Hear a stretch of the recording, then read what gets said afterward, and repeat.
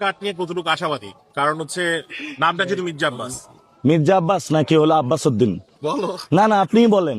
মানে ইলেকশন মূল নাম আব্বাস উদ্দিন। আব্বাস উদ্দিন। তো মির্জা কোথা থেকে আসলো? এই লিফলেটের নাম লিখছে হলো জন্মগ্রহণ করছে নাকি শাহজাহানপুরে, আর উইকিপিডিয়াতে লেখা হলো কিশোরগঞ্জে। এখন ওনার ওয়াইফ, উনি তো কি মহিলা দলের সভাপতি?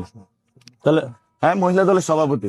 তো উনি মহিলা দলের সভাপতি, উনি বলতেছে যে এক পেশার ভোট করবে, তারা ব্যাপকভাবে জিতে আসবে। ব্যাপকভাবে জিতে হবে। তো ওনারা তো বলতেছে যে মানে কেন্দ্র দখলের প্রস্তুতি নিচ্ছে, এটা তো বোঝা যাচ্ছে। এটা তা আমরা এটা করতে দিব না, এটা করতে দিব না ইনশাল্লাহ। ভাই, ইঞ্জিনিয়ারিং তো শুরু হয়ে গিয়েছে। নির্বাচন কমিশন নিয়ম ছিল কি, দ্বৈত নাগরিকদের দিবে না, ঋণ খেলাপিদের দিবে না, তারা তো দিয়ে দিয়েছে।